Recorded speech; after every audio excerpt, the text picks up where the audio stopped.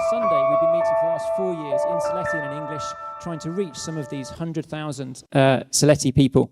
Much to my lack of faith, but God's goodness, we have had Sileti unbelievers with us every Sunday for the last 4 years, one or two of whom are now professing faith. We're still very small, still often shambolic, but it's very encouraging to see God drawing slowly ones and twos to himself as we love them in the week. We have different activities like lots of other churches do, like Esol, kind of offering hospitality to people, visiting them, doing book tables where we have some of our own tracts and broadsides stolen from some of the guys here and their wisdom, which I'll put downstairs if you want to look at more.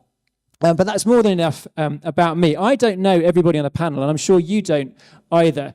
So I thought we'd just begin by a little bit of introductions from everyone on here, just saying something about what they are doing in terms of their ministry, maybe something about church life, and something about what they love about Jesus. So in 2 minutes or less, Bob, something about yourself, what you love about Jesus, church and ministry life for you.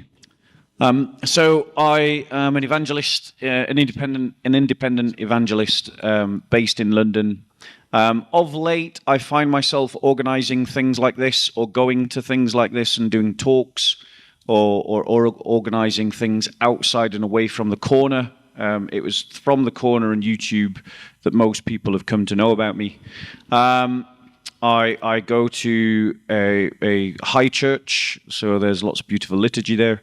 And one thing that I love about our Lord is the fact that he was a man of great, I'm going to steal this one because I know everyone will pick it, a great well of compassion and a great well of human mercy, which, you know, is a blessing.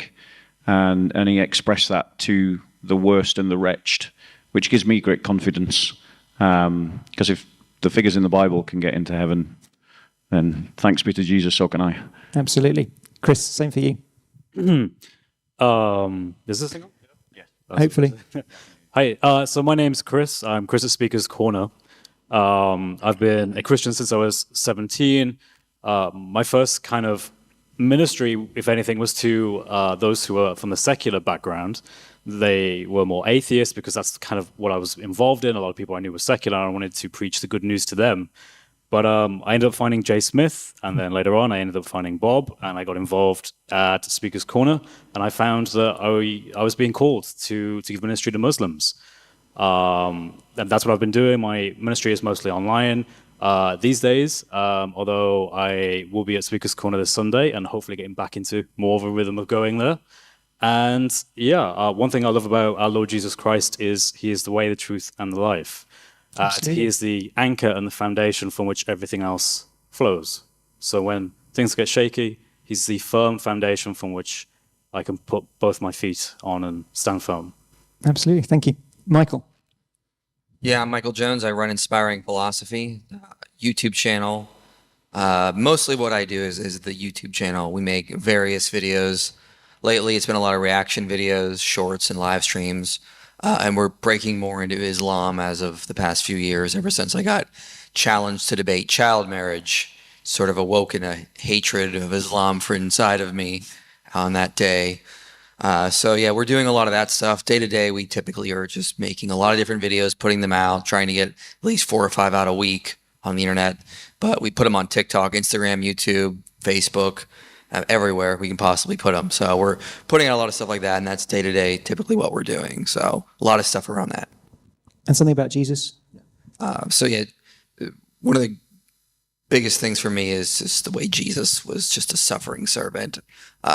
It's always been inspiring for me because he's not like a God who sits on his throne and throws down lightning bolts. He came and served, and he calls us to serve. So he doesn't ask us to do anything that we wouldn't do. Thank you. Jay. Yeah, I'm the oldest of all time because I've been doing it longer than anybody else on this stage here.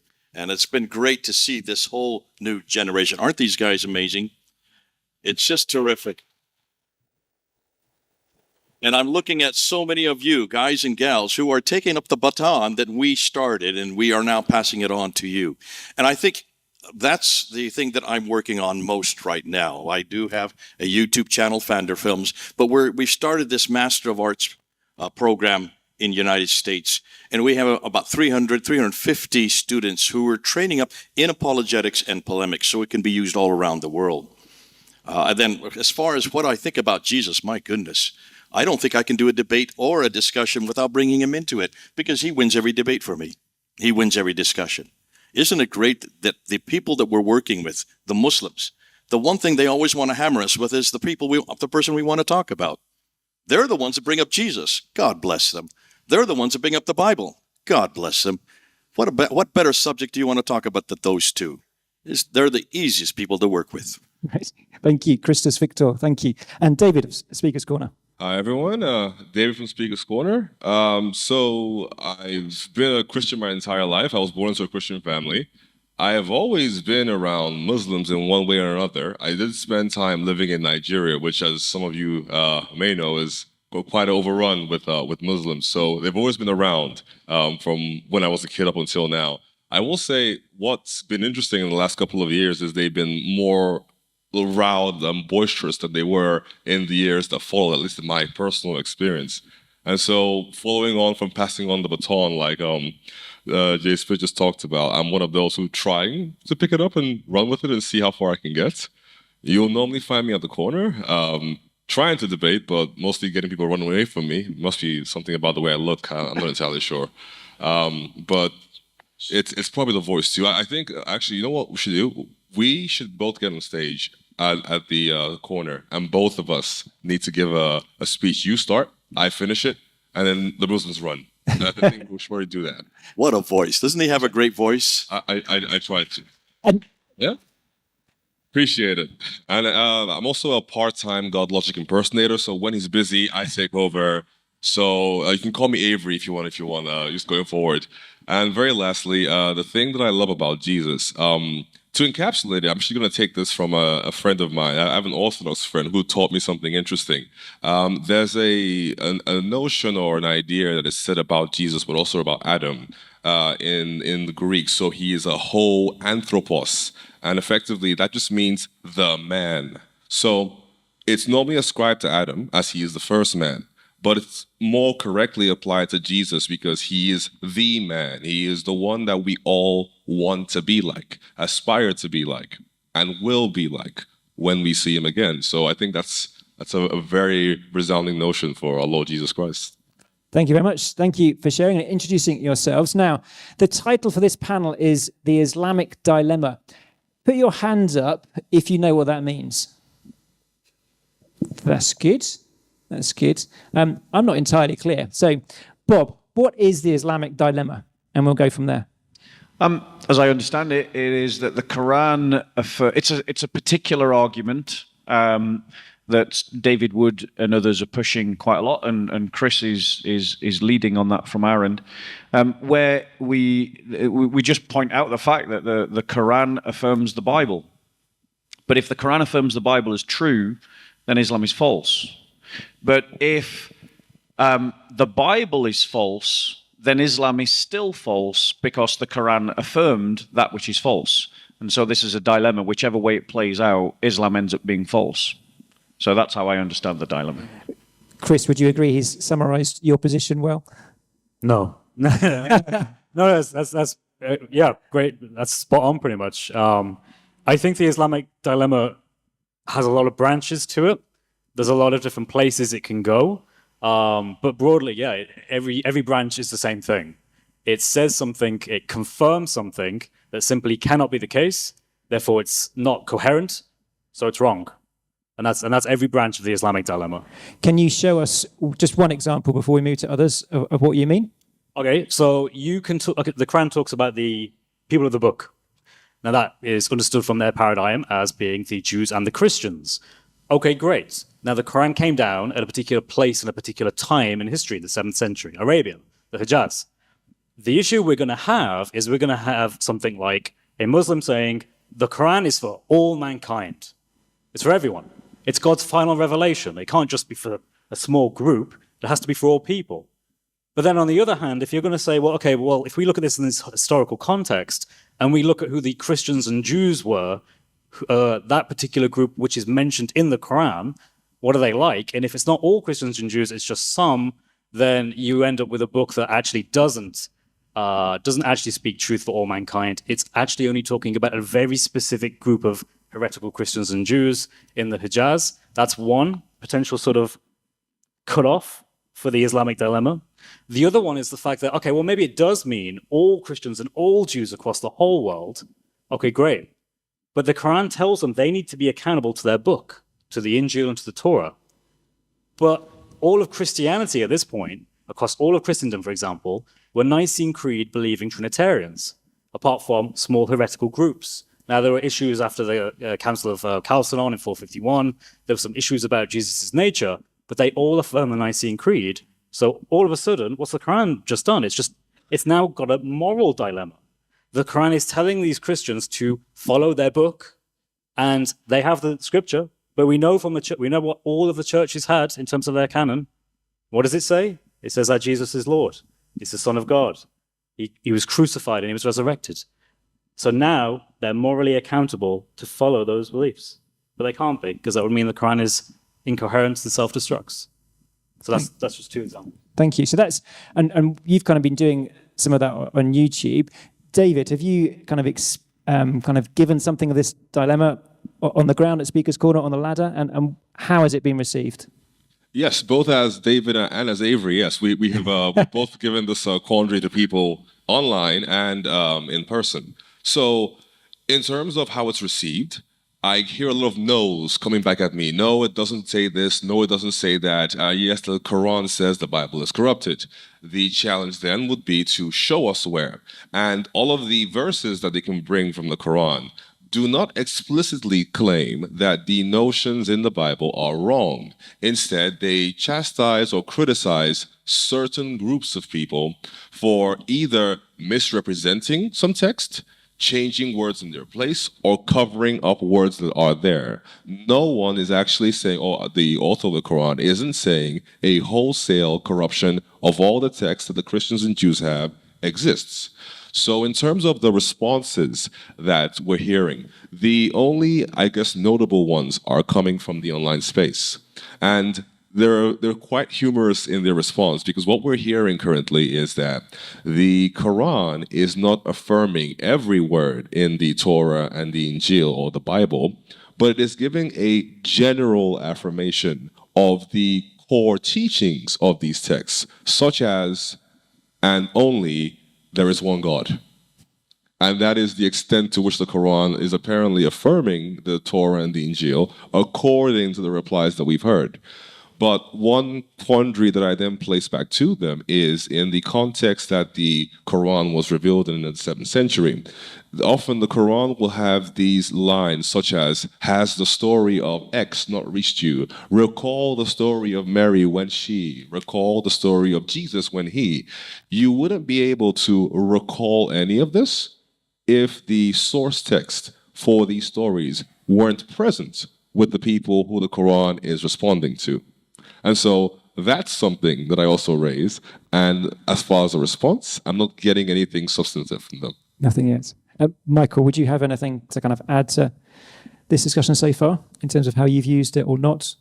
Yeah, it's very helpful to just pull up the verses in the Quran to use against them. So you go to like Surah 568, where the Christians are told by Allah that you must believe in the Torah, the gospel, and what your Lord has revealed to you. Okay? Now, notice what it does here. It doesn't tell Muslims to judge. It says for us Christians to judge. Okay, we get to decide, and we are to judge by what has been revealed to us. So Muslims can't come and say, yeah, you're to reveal by this lost, incorruptible Injil. No. Allah didn't talk to you in the Quran. He's actually addressing Christians. Allah is addressing all of you. And he's telling you to judge by what your Lord has revealed to you. What has our Lord revealed to us? The Old Testament and the New Testament. Okay. Then we can look at those and go, well, Quran's false. And we're doing exactly what Allah told us to do. So we have a great excuse on Judgment Day now. What We just said, well, we did exactly what you told us to do, Allah. Muslims want to put themselves in the judgment seat, and they want to be like, no, we're going to tell you what the Injil is. We're going to tell you what the Torah is. No, you don't get to do that.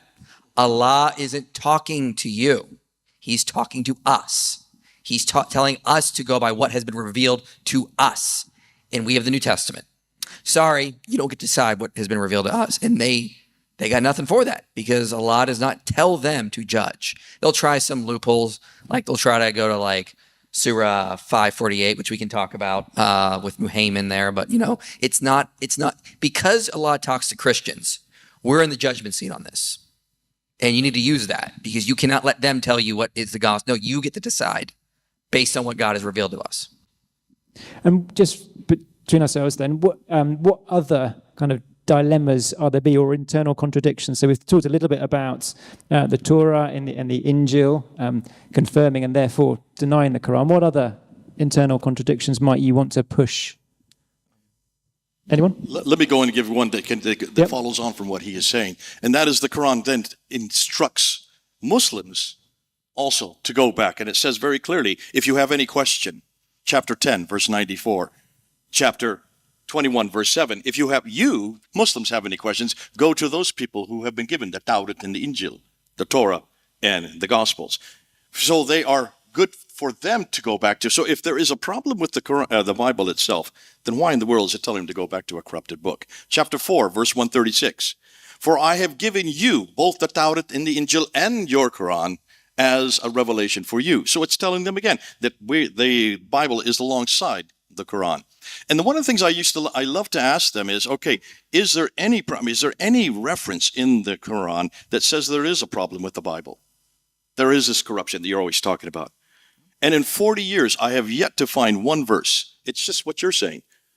Be careful of those who cover it up with their hands, or the Jews. The only one that really comes out is chapter 2, verse 79.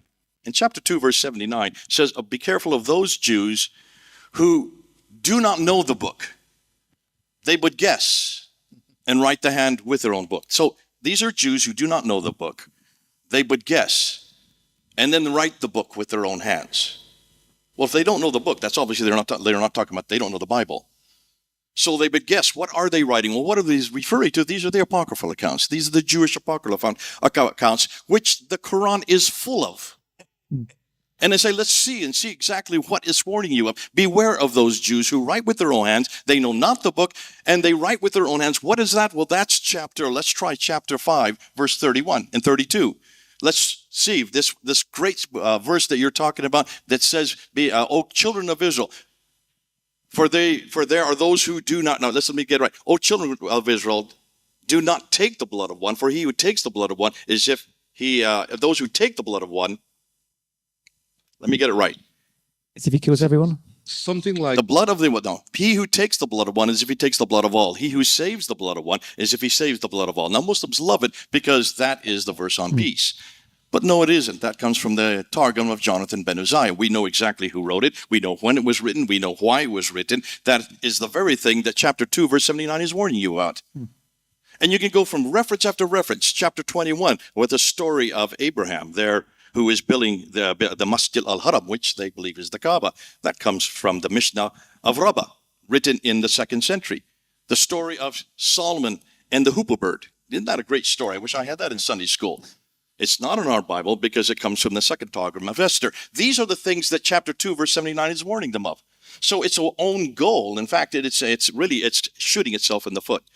Use the Quran to your advantage and show them that these are dilemmas for them, not for us. Yeah, that's helpful, isn't it? Kind of showing mythic sources behind it. That in some sense is easy for anybody to do. It's not a difficult thing to do. It's not an expert thing or a specialist thing in many ways.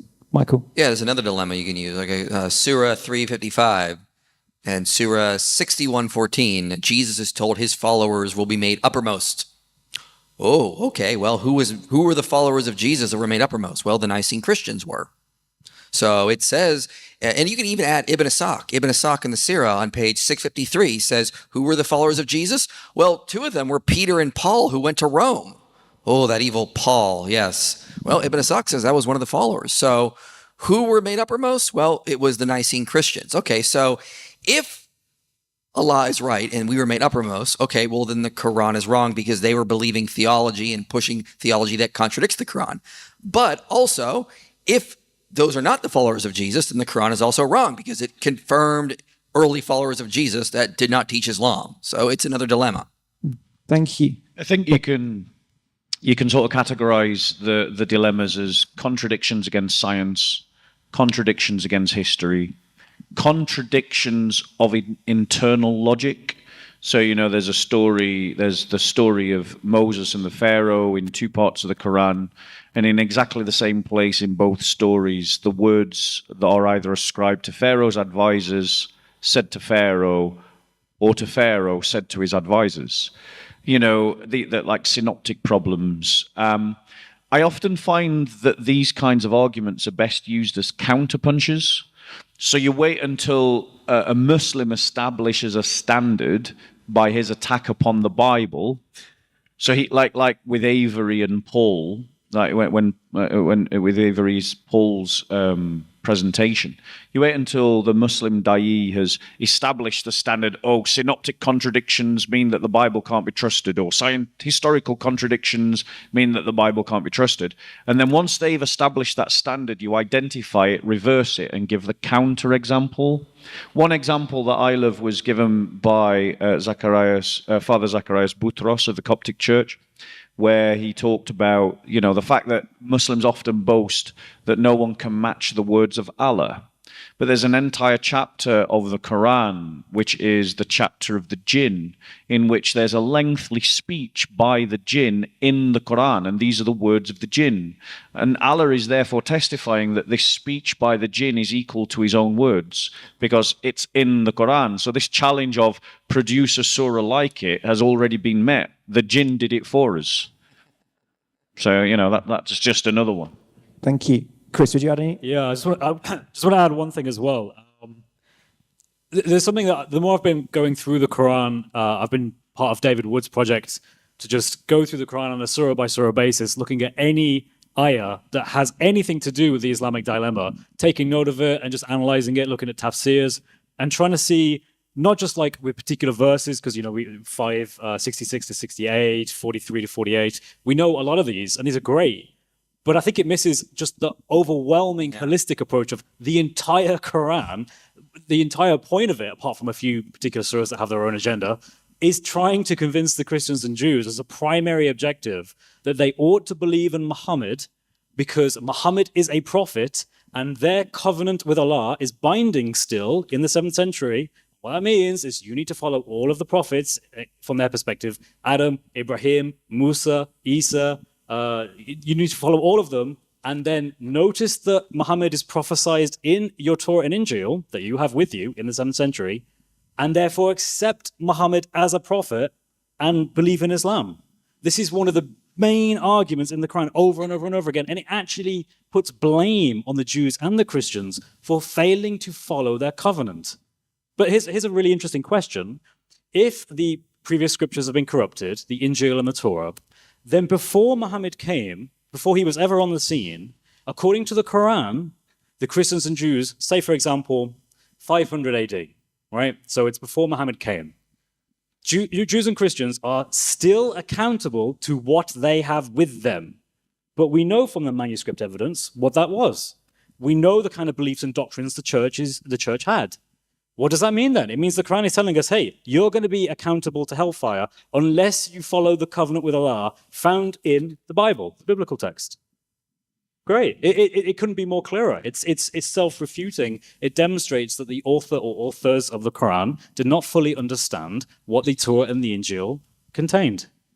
I think it brings home the fact that as a necessary part of this argument, Christians need to familiarize ourselves with the textual traditions of other churches, like the Ethiopian church and the Assyrian church, that were both active in the Arabian Peninsula in the 7th century. Does that mean it's really hard to do it then? We've got to learn our book, their book, other traditions' books. How does your average Joe and Jane Christian do that?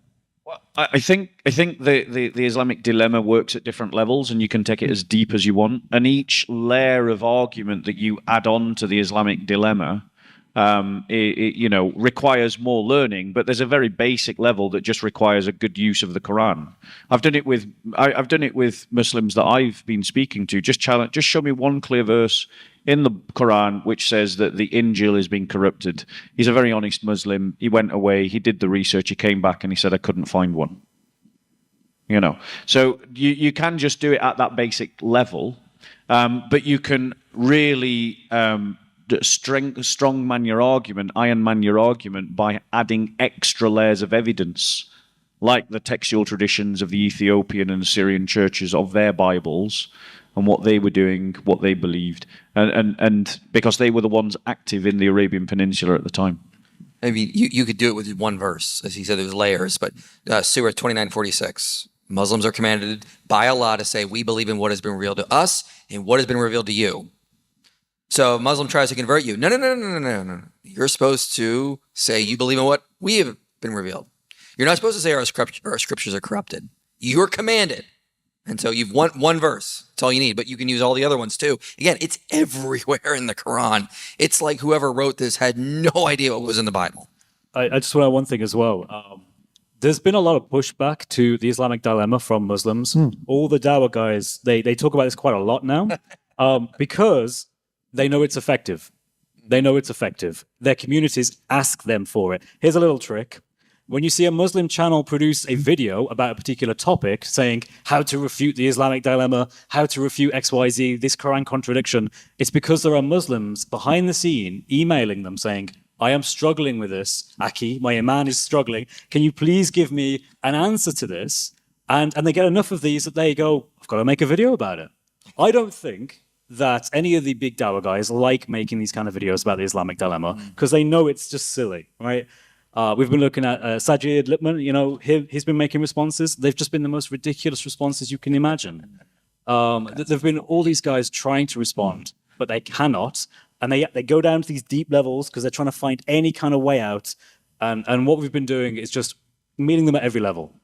At every level and say, no, if you do that, if you say that, this means this means this, there is no way out. This is probably one of the most investigated things, like contemporary, in terms of polemics about Islam, and it's absolutely destroying for the Islamic paradigm. Just to push on this a little bit, and kind of talking about layers, and Bob saying this honest friend that came back without being able to produce a Quranic verse, and you seeing YouTube videos trying to respond, but doing it badly. Can you anyone give some encouragement, some testimonies of how these kinds of arguments have really shaken individuals? So I can give one immediately. Yeah. Actually, not too long ago, there was a man called Bilal, was his Islamic name. He came to Speaker's Corner, and a few people may actually know of this man. He became quite an extreme Muslim in the sense that he belonged to Anjem Chowdhury's kind of sect. So he was kind of out there, and he was like that for 9 years. He used to go to Speaker's Corner. He used to give talks. But a few months ago, he came back to Speaker's Corner, not as a Muslim anymore. Now, he's not a Christian either, which I hope one day, Lord willing, he does. He does, But one of the things he did is he just said, you know what, I went away and I looked at all the things the Quran talks about. Dul Qarnayn, the Proto-Evangelion of James, the Gospel of Pseudo-Matthew. Why is the Quran quoting them?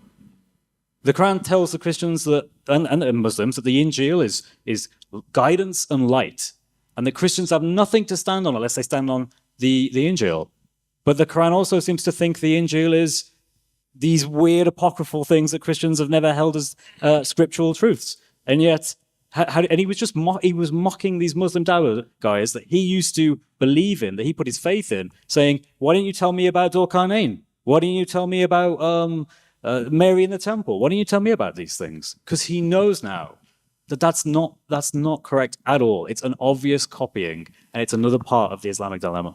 Thank you. I mean, I've been talking with David Wood behind the scenes, and we expected when we were going to start pushing the Islamic dilemma, we expected the Dawah guys to start addressing us later in the year. They immediately jumped on it, which tells us their followers are panicking. And so they're going crazy. I uploaded a video on the Islamic dilemma to TikTok, and that's where they've all gone because they're going after people that are very ignorant of this kind of stuff. And it's TikTok. My video got 300,000 views on there, and so it's getting out to them. They're in panic mode and they don't know what to do about this. So we need to push it because they're the followers, the more lukewarm Muslims. It will affect them even more. Yeah, I think what we're seeing is a maturing of the polemical arguments against Islam.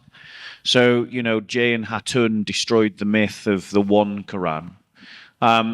David, Matthew, and Chris and others are now pushing this Islamic dilemma. And kudos to them for saturating the market. And I think that's actually a way forward for us as Christians, is that all of us that are working in this field, when we got a good argument, we all push it at the same time and control the debate by doing that. But then you've got. So what we're seeing is a maturing of Christian polemic against Islam that we need to permeate around the church.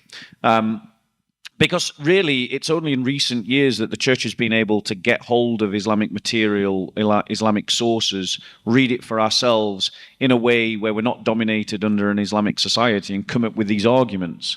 And so this collection of well-worked polemics is going to bear fruit and is bearing fruit. So my friend that I'm not going to nearly named, but not going to name, when he came back and he couldn't find a verse that said that the Injil was corrupted, well, I challenged him then. Well, you've got to believe the Quran, which says to believe in the Injil, and so you could see that it had an impression upon him, and his attitude with some other events has changed over the years. He's gone from being quite hard line to actually, seriously asking much more sincere engagement with Christianity. So just thinking about that then, kind of the individual Muslim person that you might meet in a tea room that you've set up, or in your ESOL classes, neighbour, schoolgate, and thinking of your layers, how do we help the kind of the non-specialist Christian to reach a Muslim person confidently? So to kind of ask the question and then have a follow-up and not be swamped or scared, do you think? Paul said, imitate me as I imitate Christ. Imitate us. Plagiarize us. Do it. I tell people all the time, plagiarize my videos. I don't care. Just do it. Let me jump in here. Much of what these guys are doing here, these young guys on the internet, is really shutting down the major players on the world stage, not the people that you're talking about. The people you're talking about who are in the streets, the people who are out in the villages, the people who are in the schools, they're watching those videos. And that's why, in some ways, they're not really talking to the people in the streets. They're shutting down the people like Saul's who became Paul's. And that's why don't ask them to go down to that level, because of the fact that because of the vehicles that we have today, like TikTok and YouTube, these are going out all over the world. And so even though it's happening mostly here in London because of Speaker's Corner, it's the only place on earth where you can really engage that quickly and with some of the best and the brightest. The fact that the impact that they're making all over the world, and we're seeing that impact, those of us who travel, and we're seeing that that's filtering down into the madrasas, that's filtering down into certainly the schools that we come across, and that's why I think it's terrific. You don't necessarily have to know all these arguments. You don't have to be quick on the uptake like they are. Let them do that. Your job, and most of those of you who have people that you are next to or who you are going to school with, or people that have Muslims in your family, you don't have to learn these arguments. Just show them the videos and let the videos speak for you, because they are seeing their best and the brightest being humiliated, not because they are not good speakers. It's the content of what they're saying has been humiliated. It's the arguments that they have been using that they had assumed were completely tight, and now they're being emasculated just because these guys are taking them back to their own scriptures. Let that be the vehicle that they use. So we're not asking that you all have to learn these arguments, nor do you have to be as fast and quick talking as they are, or even as loud as most of us are, or have a voice like he has. So just have lots of phone numbers that we can WhatsApp people there. I would just say on that, like, get network with learned evangelists, and when you've taken that conversation as far as you can, just say to them, look, I can take you to a person of knowledge who can answer your questions, and then take them to people like us, network with us, so that we can do more work. I would just say, though, because you're at this conference, you are the kind of people that really should be ahead of the curve. You know, that's why you're here after all.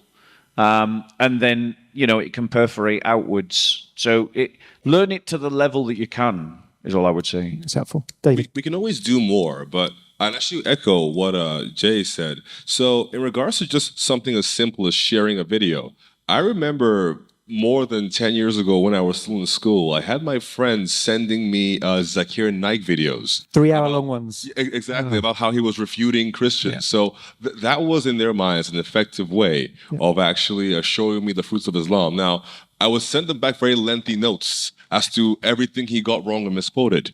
But let's just say that the fact that the responses that you're seeing now from the Muslim da'is on the internet, even I've seen some who are trying to create a Christian dilemma. When you're in the schoolyard and you're having an exchange with somebody verbally, and then the person starts to repeat the insults you said against them back to you, that's when you know it hurts. So the fact that we're seeing responses to this dilemma by them attempting to also create dilemmas means that for the person responding, for the people asking them for the response, it does hurt. And so if so far all we've been doing is doing the videos, sharing the videos, and then potentially also taking some people to learn at people, that appears to be working so far. So I think the best thing to do is just to do more of all those things. More sharing, more evangelism to Muslims on the street, and then more specialized individuals can come into the scene and actually challenge Muslims online or in person. Yeah, Muslims are very good at liking, commenting, and sharing on their videos. That's why they go very far. If Christians had the same zeal, we liked every Christian video, commented on it, even if it's just great job, loved it, and then shared it, that's going to help. That's going to take the algorithm. Those videos are going to go so much further. So every Christian should be doing that for Christian videos. Like, share, and subscribe. And it inspires. And what Dave meant there was like, share, and subscribe. Bob of Speaker's Corner. But just to demonstrate it, like I was inspired by Jay Smith. I saw videos of Jay Smith. We met years and years ago, but then I started watching his videos, and it was like finally, it was like nourishment to my soul, because I was living in a Muslim area and getting hammered all the time about the faith. And so Jay inspired me. He inspired Chris. I think he inspired you. By proxy of you guys, yes. Yeah. So the point is, what this work and this effort is doing is it's getting more Christians into this kind of apologetics and polemics. And it's galvanizing the church to a greater evangelism. And the place of public debate is social media. So we need to be militant, we need to be activist in flooding social media with Christian messaging.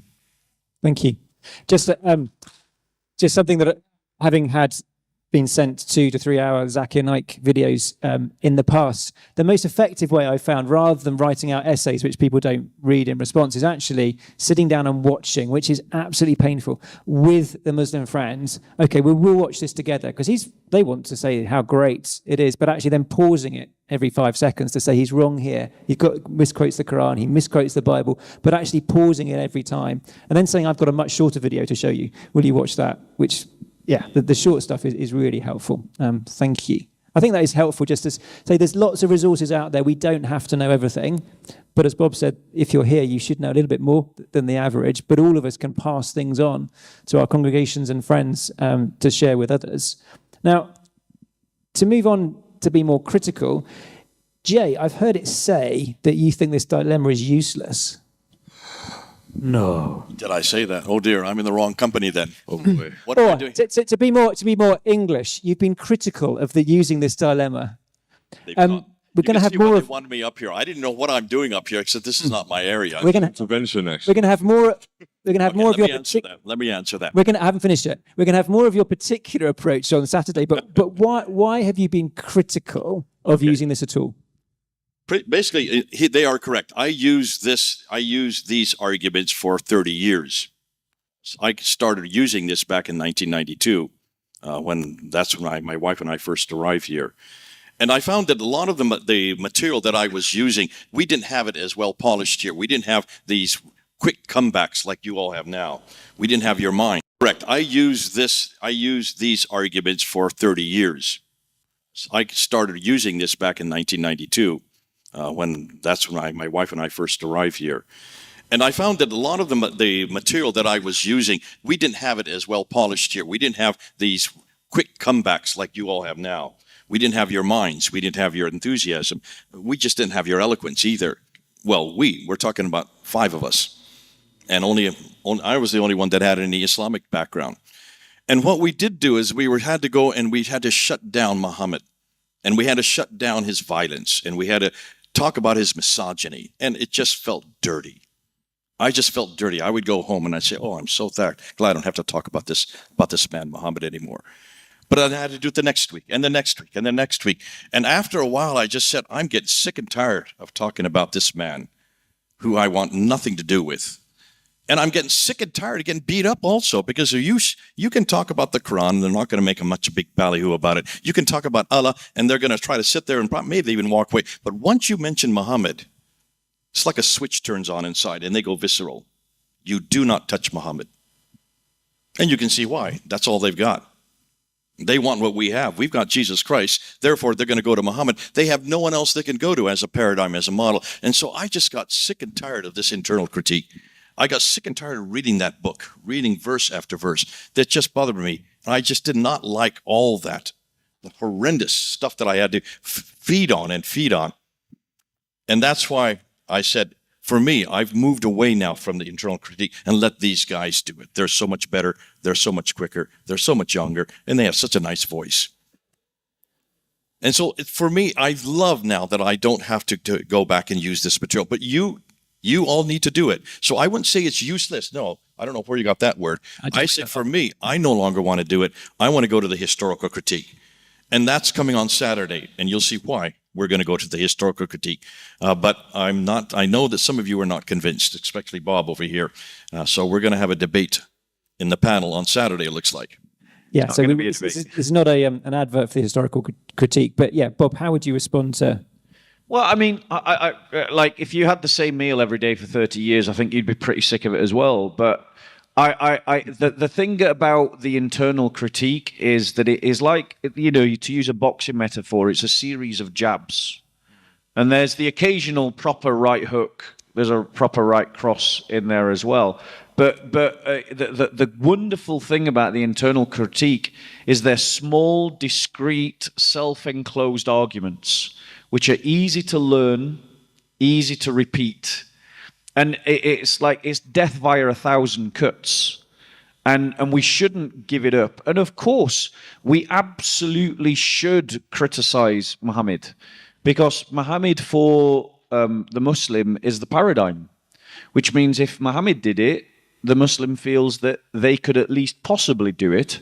And if you look and play that out in your mind, what that means, that could mean the reintroduction to slavery, could mean the reintroduction of child marriage, could mean the apartheid system of religious dimitude.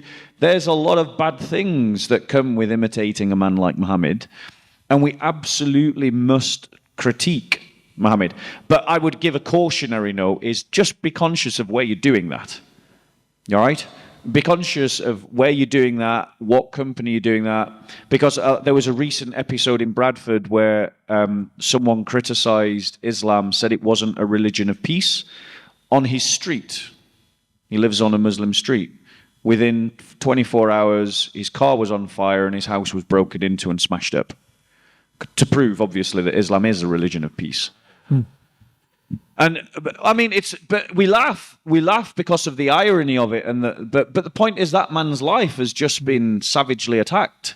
So there really is consequences to this. So you do have to be careful when you say it, to whom you say it, and how you say it. And also, you've got political issues that we might get onto tomorrow, so I won't go into those here, around institutionalizing sensitivity towards Islam, but that's not for today. Yeah, let me just jump from that real quickly before you get into this. And that is, for this argument works well in Europe. It works well in the United States. It's brilliant on the internet. But I have to go to Nigeria, I have to go to Ethiopia, I have to go to Kenya, I have to go to all these other countries where they are being hacked to death. You go to Nigeria, and almost all of my students in Nigeria, the ones that are in training, they all have machete wounds. So they know in their family, they have people who have been killed or raped or been beheaded just because they are Christians. And to give this kind of material to them doesn't work. They tell me we cannot use this kind of material in Nigeria because we wouldn't get out alive. Exactly what happened in Bradford, it happens even greater in Nigeria. So in some areas of the world where I have to go, this I no longer use because it's just not viable. But you can use it in London. You can use it all over Britain. You can use it in Europe. You can use it in much of India and certainly other parts of Asia and certainly North and South America. But you need to be wise because it will kill you very quickly. Thank you. And we will talk about kind of culture, politics, socioeconomic stuff tomorrow. But I think it is helpful just to think a little bit about how best to use this because it can come across as confrontational. Now, confrontation isn't necessarily a problem, but how practically do you think it is that we should be sharing these things with people we meet at book tables, our neighbours, friends? Yeah, what wisdom would you have in terms of how we do this? I mean, one thing that I would say is use these arguments as counterpunches. Wait until the da'i have attacked your faith with a particular kind of argument. Oh, there's a contradiction in the Bible, therefore the Bible can't be trusted. And then just as Avery was teaching you with regards to Paul, like just flip it around and go, okay, so you've created the standard that contradictions mean books can't be trusted. Let me show you a contradiction in the Quran. Or, you've called Paul, our great teacher and apostle, Paul, you've called him a liar. You've called him a fraud. That's really insulting. Let me tell you some things about Muhammad. Use them as counterpunches. And then obviously, just be conscious of your tone and your energy, because especially when if you're going to talk, I've been in Muslim areas and said things about Muhammad, but I've kept a certain tone and a certain energy that meant that the person responded more like I was raising a question. So it's just being conscious about your tone and your energy, depending on your context and situation. So that's about emotional intelligence. Reading the room, reading the situation. You maybe don't go and call Muhammad a paedophile if you are a back alley with 6 Muslims who are all wearing face masks. That read the situation and the context. Other wisdom to share to that? I want to jump in. With the Islamic dilemma, just internally, or a little bit with a historical kind of approach, you can present it in a way that isn't defaming. Yeah. And you can do it in a really kind of interfaith kind of way. You can go up to a Muslim and just say, oh, I'm a Christian. I'm a people of the book. Oh, you know people of the book. Yeah. So do you know what that means, though? Do you know your Quran talks about us? Oh, yeah, you're in the Quran. Do you know it mentions our scripture, the Injil? Oh, okay. Do you know it tells us that we have nothing to stand on unless we stand on the Injil? Oh, and then you might get someone who says, oh, it's been corrupt. And you're like, oh, has it? Can you show me a verse? A bit like what you said. Can you show me a verse in the Quran that says the Injil has been corrupted? And then they go away and they can... You see, there are ways that you can do so non-argumentatively. It depends on context and the kind of Muslim you're trying to evangelize to. Any more wisdom on that to share? Doesn't have to be. Slightly naughty question off the back of that, though. All blokes up here, is this a male thing? Is it a male? Is this a male approach? I say it's a common sense approach. Yeah. You don't have to be a male to realize inconsistencies.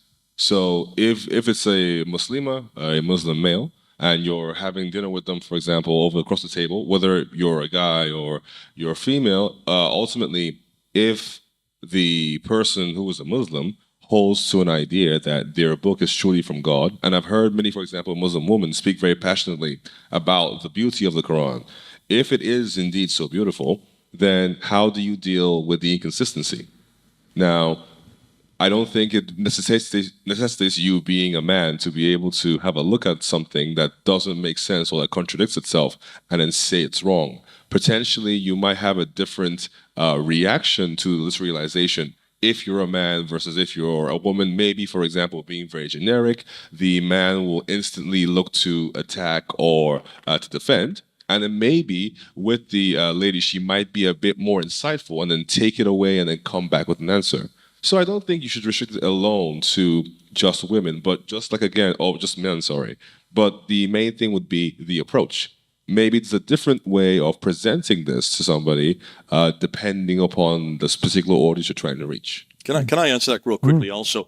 And this is really where Beth and Parvana and Karen, these are women who actually use this approach. You did it for many years, Beth, down to Speaker's Corner, and you always went to Surah 2 and Surah 4, those 7 verses. Chapter 4, verses 3, chapter 4, verse 11, chapter 4, verse 24, verse 34, and chapter 2, verse 282. Chapter 2, in fact, you did a whole debate on this, on just chapter 2, verse 223, and chapter 2, verse 230. So this is something women can do, because those are the verses in the women that really shut down this argument that the Quran honors women. But women can do this much more effective than I can do it. I can sit there and it doesn't look good. But if Carvana does it, or if Karen does it, and they have, and I've seen Beth shut down a debate with another woman on these verses. So it is available, it is usable, but you did it in London. And you did it here, so that I wouldn't have asked her to do this in Pakistan, obviously. I think that it's fair to say that men engage in these kinds of debates and discussions more, and particularly within the Muslim community, because of sort of gender expectations and so on. But one of the key things about this kind of debate is the way that it influences culture, the way that it influences. It speaks to a certain kind of person. It doesn't speak to every kind of person, but it speaks to a certain kind of person that likes to interrogate truth, likes to examine truth, and likes to evaluate truth claims, of which there are millions of people like that. And so this kind of evangelistic approach speaks to millions of people. And amongst that kind of people, who they see winning the argument will influence which faith they follow. It's not the only thing that influences them, but it's certainly one of the elements that influences their decisions. But I know a Palestinian Muslim who became a Christian, through this work, and she'd watched me, and she'd been influenced by some of the arguments that I'd made that had made her question. The thing about these kinds of arguments is, depending on the argument that you use, you might land on that argument that just flicks a light on and gets a person asking questions. And that's what happened with this Palestinian Muslimah, and she's now a Christian. She's now married to a Christian, and thanks be to God. So it works for certain kinds of people who are that way minded, and they are both men and women. Thank you. There's a guy in the north of England who's written a book called Encountering the World of Post-Islam. And he's kind of taken a review of different approaches to evangelism amongst Muslim people, all different things. And has said the people that seem to be coming to follow Jesus from a Muslim background are not generally directly converting from Islam to Christianity, but kind of go through an Muslim point of view, so kind of leave Islam in some way. Do you see this dilemma as kind of part of that? Obviously, you're Christian. I'm not saying you're not, and it's not evangelism, but do you see it more of destroying what they hold on to and then giving Jesus? Or how does it fit in with Jesus, do you think, and conversion? Yeah, we'll see this a lot. There's like a pipeline where Muslims go to ex-Muslim and they're kind of like atheist or agnostic, and then they slowly move into Christianity. We're seeing this with Apostate Prophet, Ion Hursley, for example. And those are always great stories to hear. This is definitely just attacking Islam for sure. It's sort of showing there's a problem here. And often the psychology is they'll get really angry, they'll get very upset at their imams, their sheikhs, and they'll just rebel. Be kind, be comforting, be understanding. Don't just be like, well, now you got to come to church with me. Walk them through it. Be like, hey, I'm here for you if you want to talk. I understand this can be, harsh, hard to deal with. be a friend, and then that'll help lead them into Christianity, hopefully. Yeah, there's actually one of the priests that's attending this conference used to be a Salafi Muslim who came down to the corner. Me and him debated at the corner once. He got aggressive, but he stopped coming to the corner. But he kept watching the videos, and he told me today that it was one of my videos at the corner that got him thinking, and he left Islam. And now he's been a deacon in the Orthodox Church, and now he's a father in the Orthodox Church. So, like it does work. It does work. And now, on that note, you will get Muslims that will come up with the craziest responses. So we were talking about Sajid earlier. Sajid's whole thing was like, well, the Quran is actually talking about some other book called the Injil. And so do kind of like what Avery was talking about earlier. So just start walking through with them. Okay. So you're telling me there was another book called the Injil that Jesus had. Great. Okay. Why didn't the New Testament talk about it? Why didn't the church fathers talk about it? So the Christians at the time of Muhammad had to have it, right, for that to be talked about. Why was it lost immediately after Muhammad? Look at how convoluted this is going. They have to posit this lost book that no one knew about until Muhammad. Yet the Christians in Arabia somehow had it. They didn't know about it in the rest of Nicene Christianity. Very odd. It's very convoluted. What's a simpler explanation? Muhammad made a mistake because he was illiterate. And they don't have to do that with just the Injil. They got to do it with the Torah too. The Torah. So Moses had a different Torah. The Israelites came up with their Torah, replaced it. It was somehow lost, yet somehow saved in Arabia. The church fathers also didn't know. But it's a convoluted nightmare. It's a conspiracy theory. It is. It is. Which are all true. Yeah. Let them walk you through it. Let them sort of go and give them your long, convoluted explanation. And then just go, is that really the best explanation, or is it just simpler that Muhammad made a mistake? I just want to add one thing, because notice that what Mike's just said. Now, we as Christians, we can make this argument perfectly great. And a lot of people tend to frame it as a Christian argument. And although we do use it, it is one of arguments Christians have worked on. It's also, nothing about it is particularly religious. Like an atheist, a Buddhist, anyone could make this argument as long as you're just not a Muslim. So there are plenty of other groups that also have noticed, hey, this Islamic dilemma thing actually seems a really good argument. And they in turn also use it with Muslims. So I think it is like a pipeline. It gets Muslims to think critically about their faith, realize it isn't coherent, therefore it's false, they leave it, and then it's our job as missionaries ultimately to preach them the gospel and get them to accept our Lord Jesus Christ. I would just point out, though, in my experience, your average Muslim is a better debater than your average Christian. Now, you guys are probably going to be the exception to that rule precisely because you're here. So you could probably hold your own in a debate with a Muslim. But the brothers and sisters that aren't coming to events like this, I see often getting tripped up by really easy arguments. And I think one of the reasons why Muslims tend to be better debaters is their faith is a legalistic faith. And so they argue over points of law. They argue over points of... And so in that argument, they're trained like, oh, you've got to pull in your evidence. You've got to show your sources. And so just within Islamic culture, there is a culture of debate that we don't have in our churches.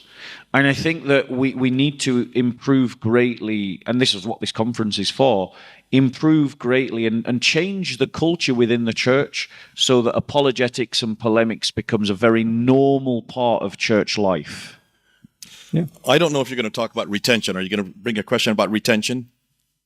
Converts? No, but you can. Okay, let me just take the one next step, and that is when you look and see the kind of people that Bob and the rest of us are bringing to Christ, notice that they never go back to Islam again.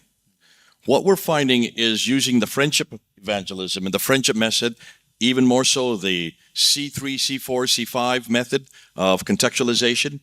They did a study last year, and they found that 90% of Muslims who've come to Christ, 90% go back to Islam within 10 years.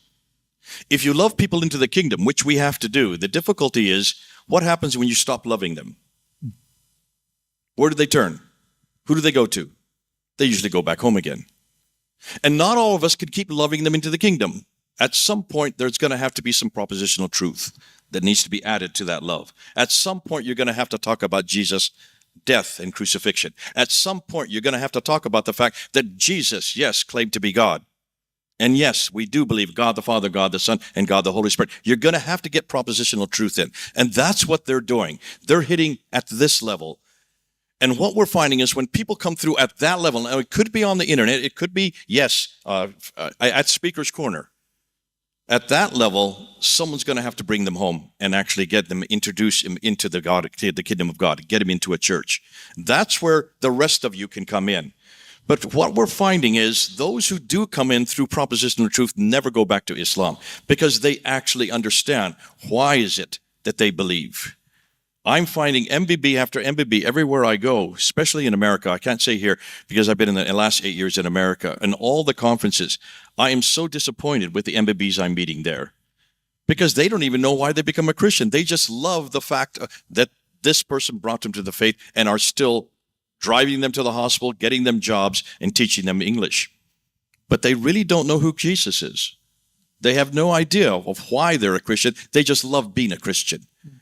And as soon as the persecution starts, or as soon as that person moves on to another family and works with another group, they go right back home to where they're comfortable. So that's why this type of polemics is absolutely important, because you're going to get the best and the brightest. And once you bring them through, they're going to do a much better job of going back into their own communities than we can. First of all, at least myself, I look the wrong color. And I also don't speak the right language. And I also haven't brought up in a Western education environment. But the MBBs could go back and do so much more effective than we can. They know the culture, they know the language, and they are willing to go and, yes, be the Sauls who become Pauls because they're willing to die for what they believe. Yeah, thanks, Joe. I think, that's a good warning to us that we do teach. We need to be teaching, discipling new believers as much as anybody else, but also our congregations, as Bob said, helping people to hold firmly to their own faith, to grow up in it, as well as to have good responses to arguments against Muslim people. I can remember our 5-year-old son, well, he's not 5 years old anymore, but when he was 5, in school in Tower Hamlets, and his little friend Shihab said to him, if you don't follow Muhammad, you're going to hell. To which my son said, well, if you don't follow Jesus, you're going to hell. And then they went out and played football. Now, that was a 5-year-old conversation. And hopefully their conversations get better. But we need to equip our children.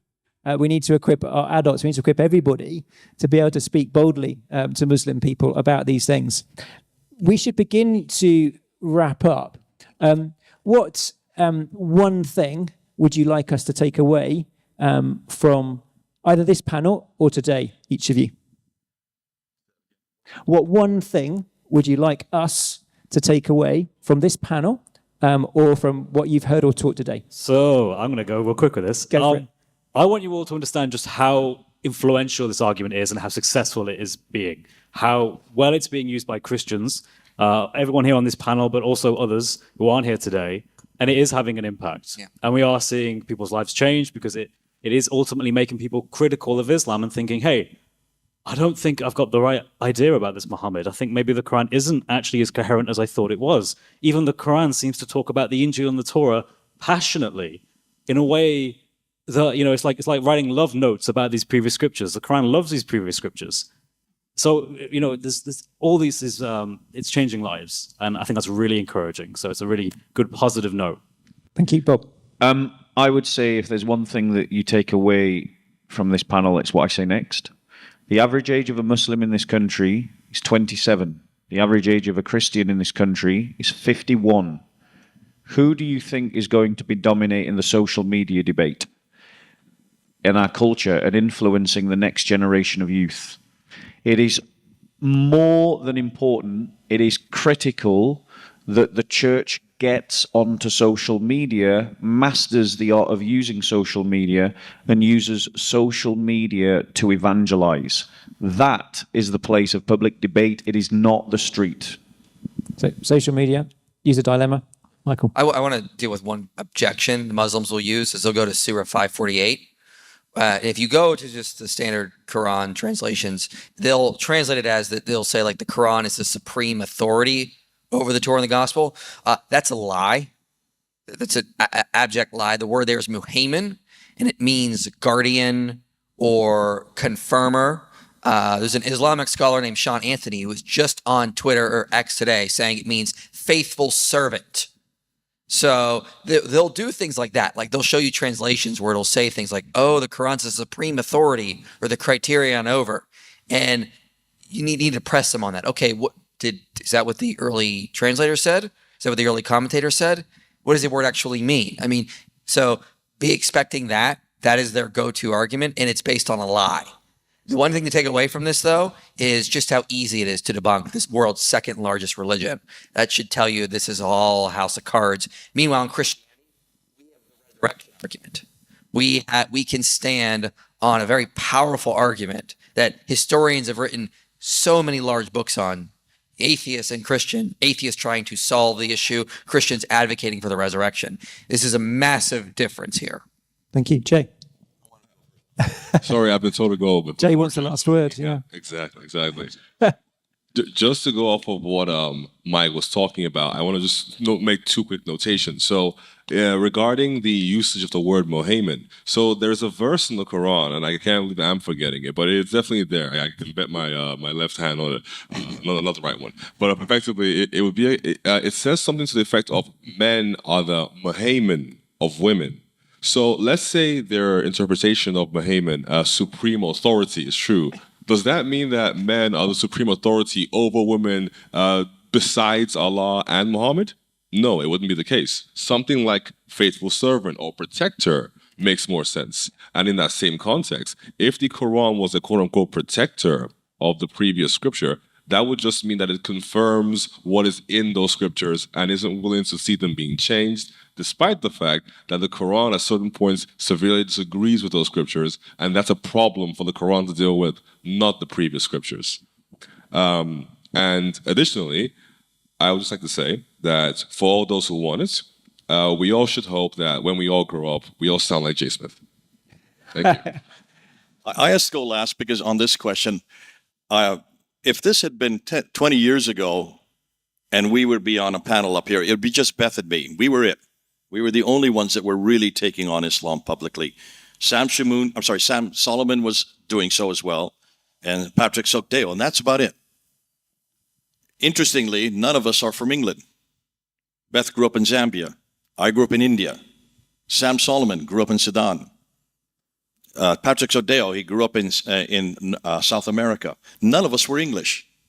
Now look at us. Look, how are you seeing up here? I'm not alone anymore. We're not alone. Look at these young guys. Did you know the question he asked them, what are you going to take away? What are you going to take away from this discussion? They didn't even answer his question. They are still arguing the case. Did you get that? Isn't this amazing? Isn't this great? Look at the energy that's here. And look how much more eloquent they are than we were. And look at the material they have to run with. This Islamic dilemma, I wish I had this 40 years ago or 30 years ago or 20 years ago or 10 years ago. But this is what we're producing, and this is the new generation. And these are the guys and gals who are going to take it. And I'm looking at all of you. You're going to take what you're hearing these 3 days, and you're going to take it back. You're from all over the world. There's people here from Australia, from Europe, from the United States. You're going to take this material. You're going to let these guys and gals actually put it together here, because London is the best place to do it. And Speaker's Corner is unique in the world. And they can go much quicker and much faster, and they can understand it and then model it for the rest of you. But that's what I'm going to take away. I'm so glad that I'm ready to retire. Well, okay, refire. In a little while. But what a great bunch of guys we're leaving behind who are coming to pick up the baton. Thank you. And yeah, thank you, David, Jay, Michael, Chris, Bob. Please give them a round of applause. Thank you.